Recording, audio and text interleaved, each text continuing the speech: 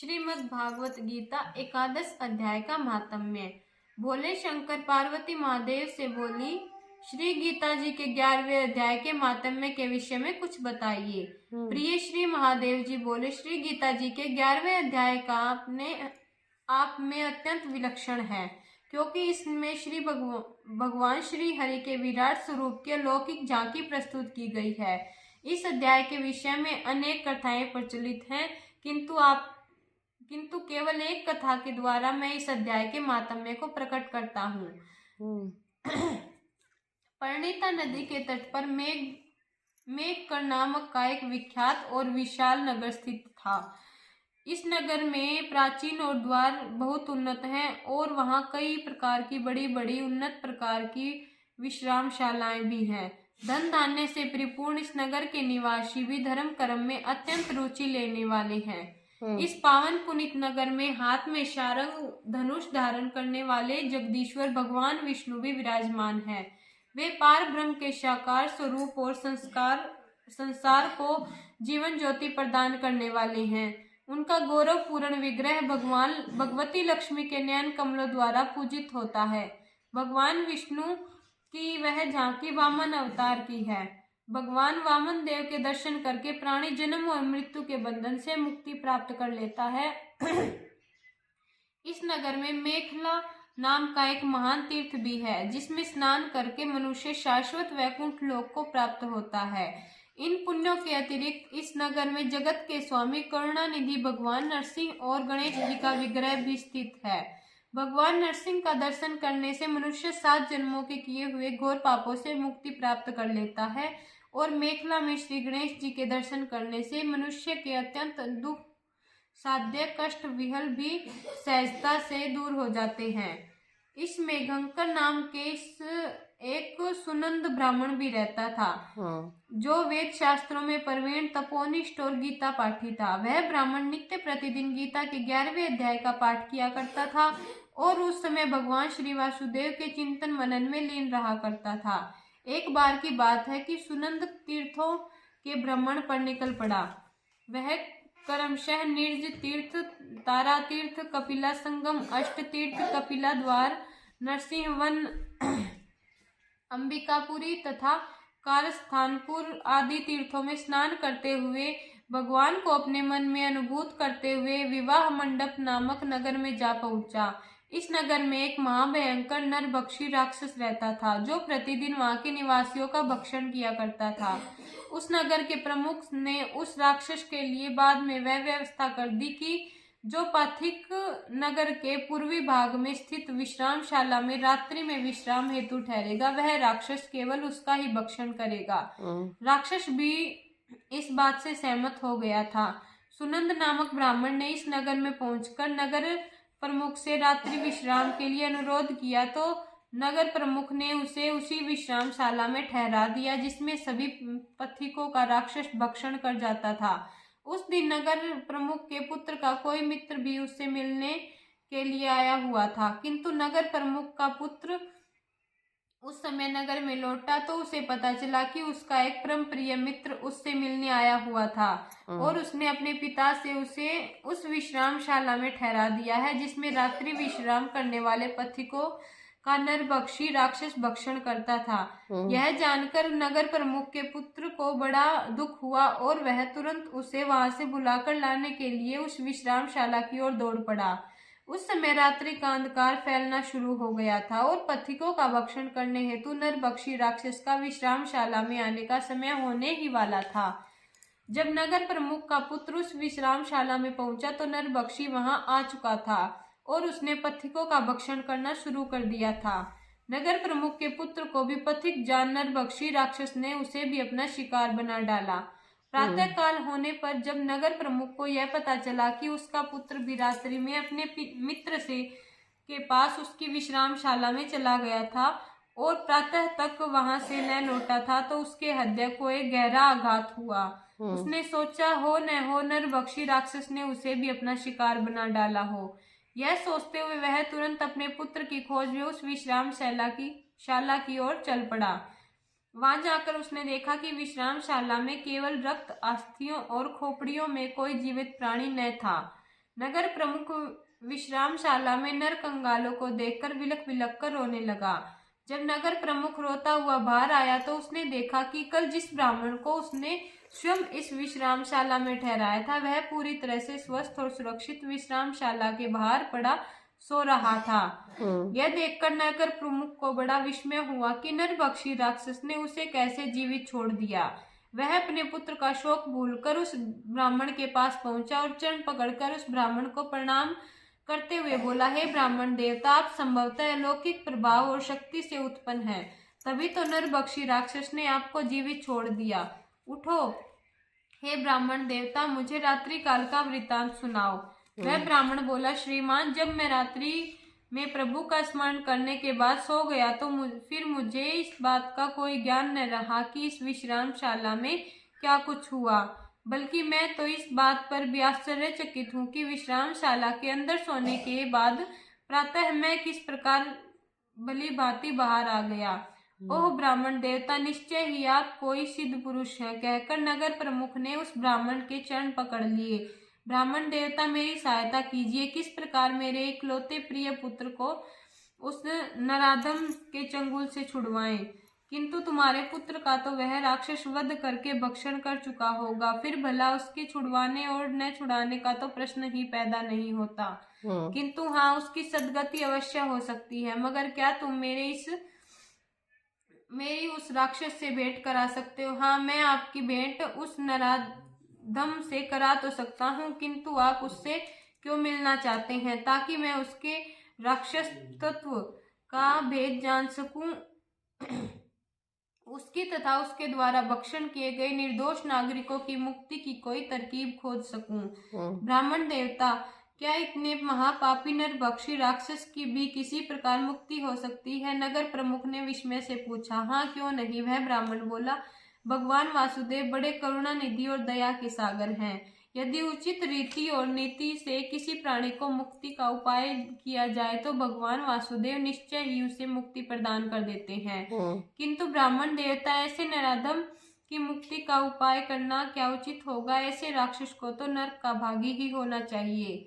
देखो नगर प्रमुख, ब्राह्मण ने उसे समझाया, कोई भी प्राणी किसी का भी सृष्टि पर जन्म हुआ है वह मूलतः पापात्मा नहीं बल्कि परमात्मा का ही अंश है।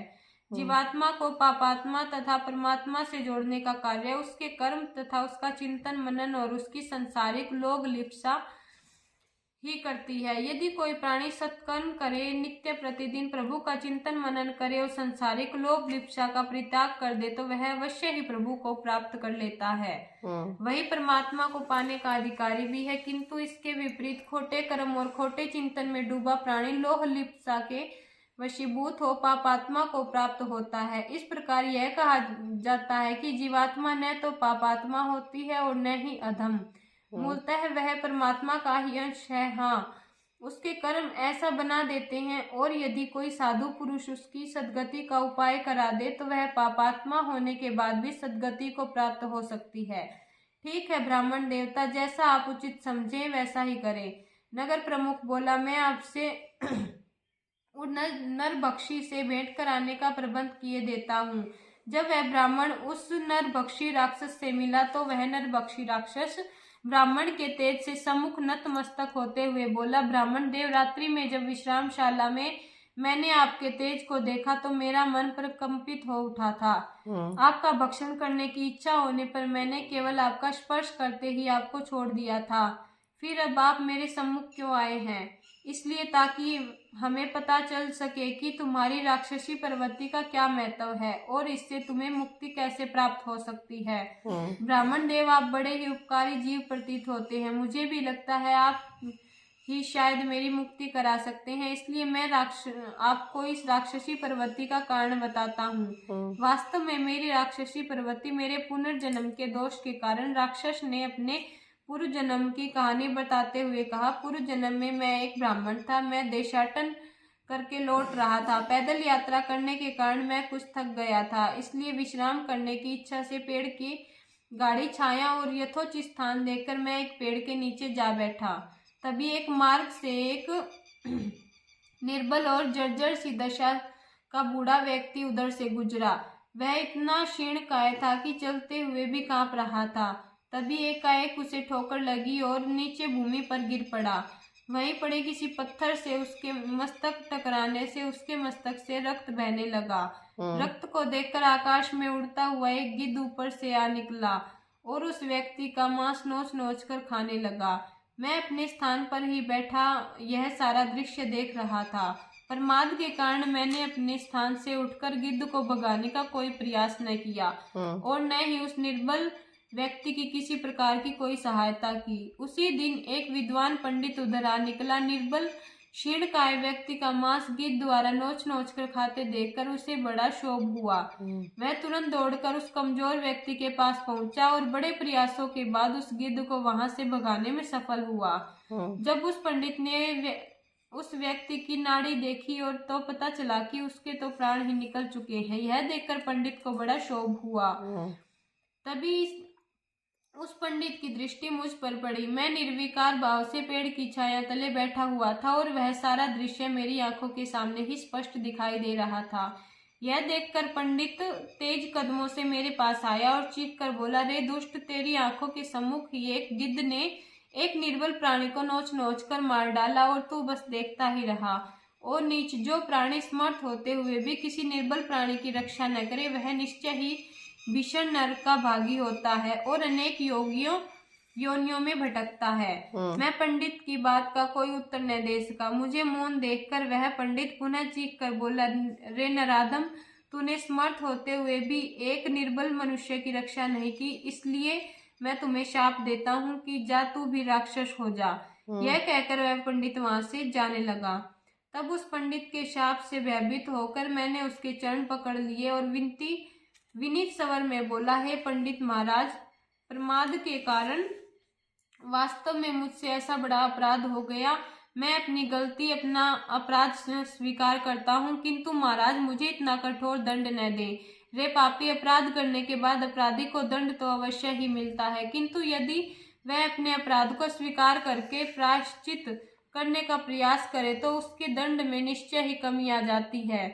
तूने जो अपराध किया है उसके परिणाम स्वरूप तुझे राक्षस की योनि तो भोगनी ही पड़ेगी, किंतु जब कोई गीता पाठी व्यक्ति भगवत गीता के 11वें अध्याय का 7 बार पाठ करके उसके जल को अभिमंत्रित कर उस जल के तेरे मस्तक पर छींटे मारेगा तो तुझे राक्षस योनि से मुक्ति मिल जाएगी। इसके साथ ही तू जिन प्राणियों का भक्षण करेगा उन्हें भी मुक्ति प्राप्त हो जाएगी। और यह कहकर वह पंडित वहां से प्रस्थान कर गया।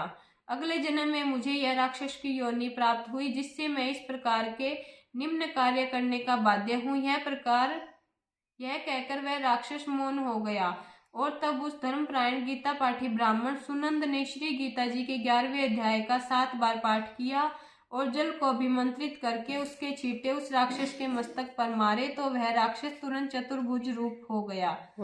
उसे राक्षस योनि से मुक्ति प्राप्त हुई। इसके साथ ही जिन प्राणियों का राक्षस ने भक्षण किया था वे चतुर्भुज रूप में प्रकट हुए। यह देखकर नगर प्रमुख के आश्चर्य की कोई सीमा न रही। उसने वह राक्षस जो कि अब चतुर्भुजी रूप से परिवर्तित हो गया था उसकी ओर देखकर पूछा, हे पुण्यात्मा, इनमें मेरा पुत्र कौन है? कृपया मुझे उसके दर्शन तो करा दो।